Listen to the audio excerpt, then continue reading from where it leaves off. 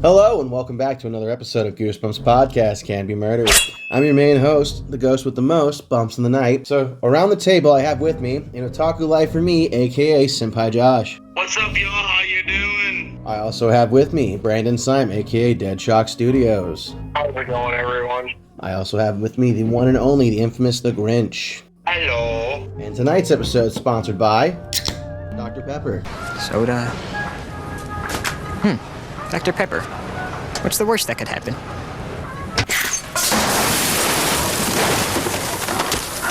Call 911! What are we gonna do here? We're gonna have to cut him out of his pants. What? Don't worry, kid. We'll just get things out of here and we'll be all right. What do you want to do? The underwear's gonna have to come off. Take the underwear off. Take the underwear off. My underwear off. It's all right. Sorry about that. That's it. Step aside. Butt naked kid coming through. Come on, make a hole. Hey, guys. We're on TV. Up there. Oh, shit. It's not actually. And Budweiser, too. Ew, get that piss water out of here. When I edit this episode, I'm putting a cup of piss next to you, Josh, and it'll say piss cup on the cup. Your character's drinking piss this episode. I hope you're happy. You did this to yourself. And then he died. Awesome. Okay, tonight we are reviewing book number 33, The Whore at Camp Jellyjam. Now, Camp Jellyjam was printed in 1995. Wow. Low-key, I think that's older than everyone Holy here besides shit. me. 1995? Wow. 30 years ago. What? 30 years ago. Holy fuck, you're right. I was gonna say, don't talk shit, but no, you're right. God damn. Dalton, Dalton, you were born 1994 or 1993? 3. Okay, so you're younger than this book. Older. Older than this book, my bad. I was done shitting my pants when this book came out. Distinguished as fuck. Respect, brother, respect. It begins, and the madness begins. Get ready, people. Get your socks on, because this is going to be crazy. This book follows our protagonists, Wendy and Elliot, who are siblings. It picks up, they're on a family road trip. They're playing cards in the back of their family camper. Now, the whole premises, the intro of this book is they're complaining, oh my god, all our friends went to summer camp. That's how you know that shit's 90s as fuck. They're whining about wanting to go to summer camp, and the parents are tired of hearing about it, so they let them go play in the camper in the back to shut them up. Well, as dad goes up a hill, the camper has one of those classic cartoon moments where the bolt just goes and falls out. And then the camper, comedically rolls back downhill and safely just stops off in like some brush. And as they get out, the camper, they are met with this counselor, who's a very friendly blonde gentleman named Buddy. And Buddy is a camp counselor for King Jellyjam Sports Camp. I imagine he's got the Wisconsin or like the Midwest accent. So Brandon, why don't you just, greet me like you were Buddy? Oh, hey there, bud. How's it going there, bud? Tell me that does not sound like Buddy from Camp Jellyjam. Oh, hey there, bud. Yup, bud. Come on, play some sports with me, bud. I can't do it. Okay, can I try to do my Illinois accent? Because I also... Sure. Okay. How you doing there, bud? How is it going? Holy Jesus. What is that? What the fuck is that? I don't know, it doesn't sound really Sheboygan for me. But anyway, point. I know, that sounds like you're from Sheboygan, I'm sorry. Yeah. Sheboygan, Illinois, bitch! Alright, here we go. So, Wendy doesn't really want to leave with Buddy, and she wants to stay at the chair and wait for her parents, but he's like, come on, let's go play at the sports camp, come on! Like...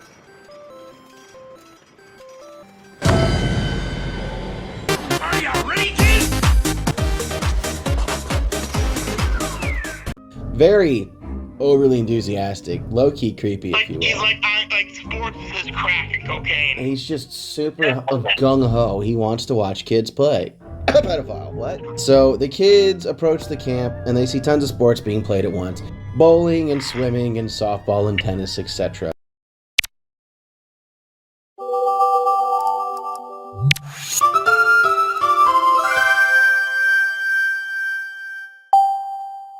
As Wendy is getting the tour, she spots this little girl hiding in the bush, like this red-haired little girl. And she looks at her and she's like, run away, get out of here, go, before it's too late. And then Wendy looks back at the camp and she goes, huh, what was I doing again? Did you fucking see that thing? What are you talking to me? So after she kind of blanks and forgets about the girl, Buddy's like, what's going on? And Wendy's like, I don't even know. From there, Wendy and Elliot are separated. What's that? That's what I was doing, Sassy. Truth be told, like, okay, the first big red flag here is one, they didn't get hurt in the accident. Whatever, sure, gotta keep it Goosebumps-esque. Two, I don't give a damn if this place is ran by a monster and his cult or not. Summer camps are expensive, and they sure as hell aren't gonna let kids chill. For free. If you call now, within the next 20 minutes, because you know we can't do this all day, You're gonna get the Grady absolutely free. So that's 2 for $29.95. No, I agree. Whatever, I agree with that. you know, that's the adult. I think the only way I could see that being that way is if Diddy ran it. I can't tell you that. Essentially, the whole idea that they let them stay at the camp for free, sus, but whatever, we're looking at this from a kid's view, not an adult. Continuing, Wendy is assigned to a girl's dorm or a girl's cabin, where she hears voices outside talking about rushing in and getting her. We're gonna sneak in there and beat the shit out of her. And it's a cliffhanger. And of course, as soon as you get to the next chapter, the girl's like, hee hee hee hee, it was just a prank, bro. I understand now.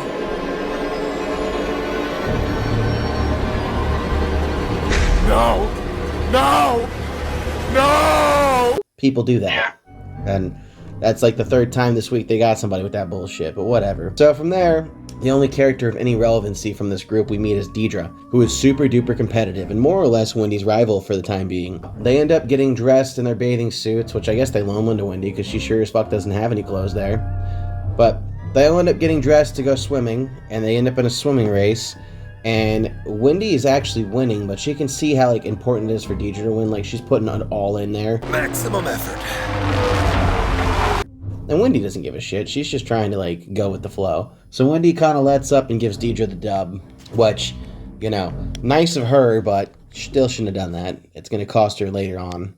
Deidre is awarded a King's Coin. Now, the goal of this camp is to collect 6 of these King's Coins and be in the winner's parade. A counselor pulls Wendy aside and tells her that they saw Wendy let up in the race. And here at Camp Jellyjam, it's only the best. Wendy's like, oh, that's kind of sus, but whatever. Doesn't really like it. After the winner's parade, the girls in the cabin decide to throw a party for Deidre. However, she never shows up to this party. And upon arriving back to the cabin, her shit's gone. Wendy goes and then finds Buddy and tells that Deidre's missing. And he tells her, no, Deidre left on her own accord. She left. This is a load of barnacles. So basically, this is welcome to Camp Nightmare in a way, but with a giant blob. Kinda. Wendy tries to tell Elliot that something is off, but he's too focused on winning. He doesn't give a shit. So Wendy then follows Buddy the next day into this like igloo-shaped building where she hides in a closet, and she sees Buddy take out a King's Coin and start like spinning it.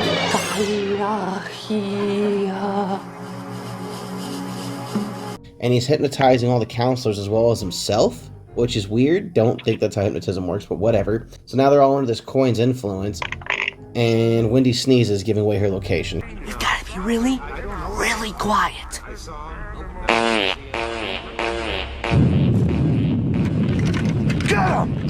Because classic Goosebumps, you know, gotta move that plot along. So as all the counselors look over and make a screeching noise because they want to rip her limb from limb now, she's like, oh shit, and she ducks and runs down the stairs she notices in the closet. And as she descends the stairs, she gets hit in the face with this foul odor. Hi, I am very ugly, but you should enjoy the movie anyway. And as she enters the chamber, there's this giant blob wearing a crown. It is being bathed by former campers, including a little girl that warned Wendy to get out while she could, and Deidre. Deidre sees Wendy and she runs up to her, telling her to get out while she can. So Deidre's like, you gotta get out of here. No, you gotta get out of there. Get out of there. You've got to get out of there. You've got to. Hey, it's me. I know, you just gotta get out of there. Listen, stop. You gotta get out of there, that's all. You got to get out of there. Get out of there. You gotta get out of there. But you still can. So Wendy bails. She goes to get Elliot. Elliot's in the middle of a race for his last King's Coin. Speed. I am speed.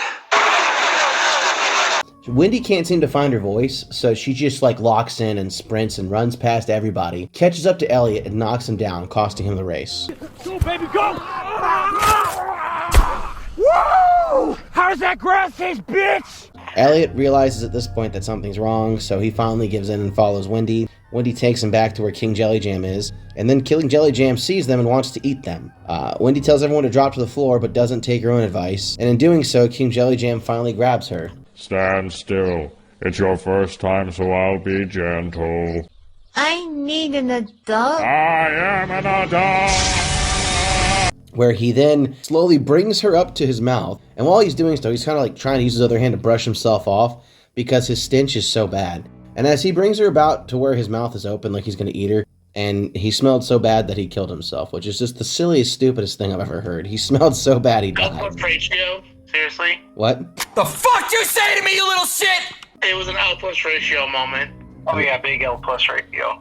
So Elliot and Wendy free the campers who are trapped down there, giving him an old bathski.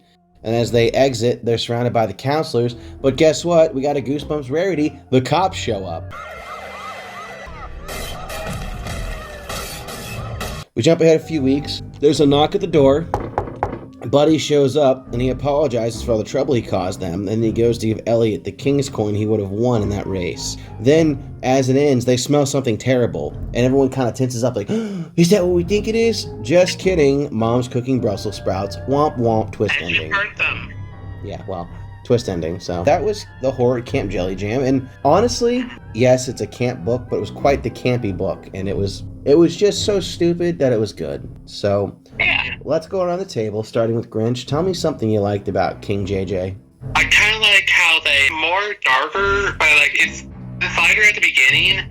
But once you learn more about the camp, you start to understand why the kids are more scared and why that little girl wanted the main character to, go away. Also, the Jellyjam is pretty creepy, even in comic form. If I remember correctly, it said something along the lines of like, if they stop washing him, he'll eat them.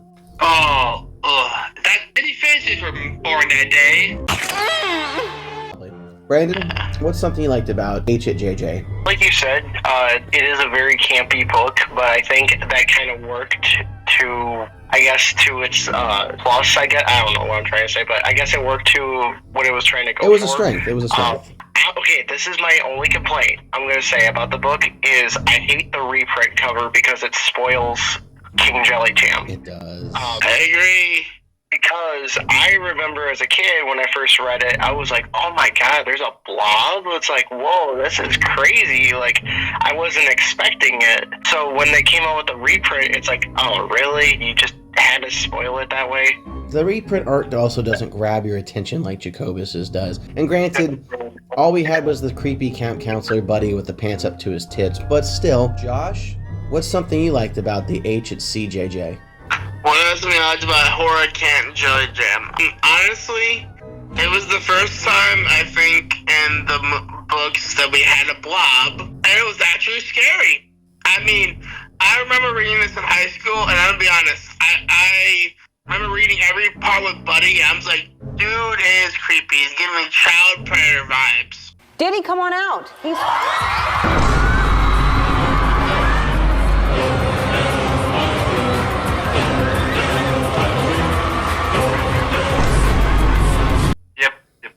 Where's Chris Hansen when you needed him? Moving pretty quick there. Why don't you have a seat right over there? Okay. At the stool. Where were you headed there? Huh? Where were you headed just then? Just talk with him. Just talk with who? Tony? Tony. The overall plot is just, it moves enough to the point where, like, I don't ever feel like there's a point where we're so dead in the water I'm bored, and that's good. To me, the build-up, and granted, obviously, read it when I was younger, but to me, the build-up of leading up to what camp actually is, like, camps have stupid names all the time. And the fact that this one was actually based off the monster, fantastic. The fact that they took the kids and made them essentially child labor slaves, great. And if they stopped working, they got eaten, terrifying. This is a book that was written, in my opinion, to actually scare kids. It makes you go, do I really want to go to camp? What's underneath the camp? It's a lot of fun, and truth be told, I think it's a real damn shame that this didn't get an episode, but we had an entire fucking freebase 3-episode called the Trilogy. Where am I? Carlsville. I would have rather had Horror Camp Jellyjam main to an episode, honestly. Even trade, baby. There's like 30 episodes I'd sacrifice to have this one episode. Name like 2. Teacher's Pet, Strained Peas. There you go. Deal. It's a 2-parter. Teacher's Pet, Strained peas, and I'm gonna throw my own hot take one in there. Deep trouble. Even trade, baby. I'll throw in another one. Let's get invisible. No. My best friend is invisible. Yeah. What about the girl at the store? Yeah, you know what? Grinch right there. He's hit nail on the head. We can shit on them all day long, but at the end of the day, we got what we got. But it's a damn shame that this did not get adapted, because this right here was chef's kiss. All right, going back around the table, starting with Brandon, what's one thing you didn't like about the H at CJJ? I guess how anticlimactic the way he died. Like, I guess as a kid, I always thought that ending was kind of stupid, that he just died from his own smell. But at the same time, it is kind of funny. To me, it was so funny. Like you said, it's just funny. Like, there wasn't some big battle. There wasn't like we had to destroy some sacred idol. There wasn't like we got to hit him with lightning and fry his insides. It was just, you stinky bastard, you're dead. Go take a shower. Yep. Grinch, what's one thing you did not like about the H at CJJ? I kind of wish we saw more of why the camp wanted to honor this blob thing, especially the one that looks like Slimer, if he got too fat from all the food he was eating. Josh, what's one thing you didn't like at the H at CJJ? Honestly, I didn't like the anticlimactic part of the whole situation of how he dies from his own stench. It reminds me of Pizza the Hut from Spaceballs. Pizza the Hut! And maybe that's where it came from. Personally, for me, I wish we had more lore on Jellyjam. I wish we knew how he got out of that camp. I wish we knew how he hypnotized the first group, because at some point, this had to become a system.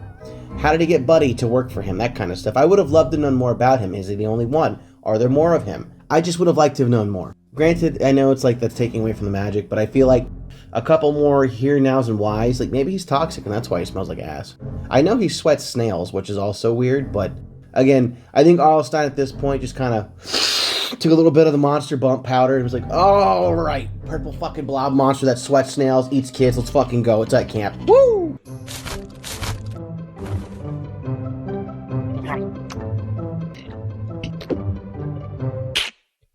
This sugar tastes kind of funny. Satan, I feel amazing. My head. What the fuck happened? No offense, but sometimes I feel like Einstein's like Stephen King in that one Family Guy joke where it's like, a lamp monster. Yeah. I wonder if maybe he has a little cup and he reaches in the cup and pulls out something and it's just like blob monster, camp, snails. And he's like, okay. Like he's got like a subject cup and he just pulls out the subjects and goes from it. Yeah, maybe. I can see that. Or when South Park did it, Family Guy's jokes come from manatees picking up random balls and dropping them. It's the same deal. They're manatees. You see, the right side of the tank is filled with idea balls. Each idea ball has a verb, noun, or pop culture reference written on it. There's millions of them. The manatees choose an idea ball and swim it over to the joke combine on the other side of the tank. The idea balls drop into the joke combine and form a part of the new script. Laundry, date, winning, Mexico, Gary Coleman. A perfect Family Guy joke. All right, let's rate this bad boy, starting with Brandon. What would you rate this 1 through 10? I'll give it an 8. I think that's a very fair score. Josh, what would you rate this? 8. Grinch, what would you rate this? 8. You know what? I'll go with you there. Let's just do an 8 across the board. This is a B tier book. Scores an 8. Not hard to see why. It's one of the more enjoyable ones. We finally got past that awkward strain because for a while there was just a couple books that just did not feel like they fit. I'm going back through and editing because I'm behind my projects after the loss of my mother as well as working the 2 jobs for all those months, and I'm trying to get caught up. Right now I'm in the middle of editing My Harris Adventure, and although it was a terrible one, and the Horlander did star on that one, we had a lot of fun with it. It was a terrible book with a terrible plot. I feel like a couple books are like this, And I feel like, in our 20s here, we should have really figured it out, and we're in the 30s now, and let's face it, The Barking Ghost, it fucking sucked.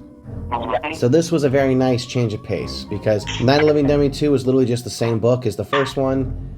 Barking Ghost was terrible, and we finally have ourselves a nice little banger here. Yeah. Are we on Shocker on Shock Street next?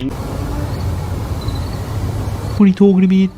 No, next would be Revenge of the Lawn Gnomes. Oh, the Lawn Gnomes. Come on, that one had a fun episode. Fair enough. Let's talk about who the true villain of the book was, then we'll get to closing statements. Starting with Grinch, who was the true villain of this book? Probably the parents because they didn't look into the camp. They was like, hey, there's a camp. See you later. Bye. Okay. Jesus Christ. What parent leaves a kid at a camp they don't know about and just walk off like, oh, this is fine. This is totally fine. That's exactly what happened, though. Yeah, no. No. They didn't know the kids went missing. Remember, the trailer detached in the beginning, but that's fine. Brandon, who do you think the true villain of this book was and why? The company that made the trailer. Oh, okay. He's good. Oh, that's a good one. Well, the manufacturer caused that problem to happen. You're right. Half-assed shoddy work cost us a possible life. Josh, what do you think? My view of who the true villain in the book was Buddy himself. Because I'm telling you, that boy has some closets. People in some skeletons in his closet.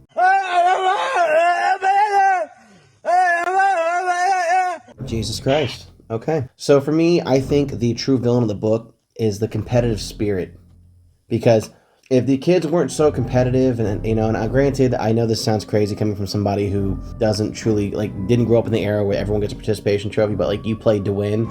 If people got their turns and people weren't constantly, be the best, then people weren't competitive like Deidre and Elliot, they wouldn't end up scrubbing blobs. So I think the true villain of the book was just the competitive spirit inside the kids. I agree. All right, with that being said, let's roll into closing statements, starting with Brandon. It was a fun book to revisit. I would definitely say that it's still one of my favorites. Josh? English, motherfucker, do you speak it?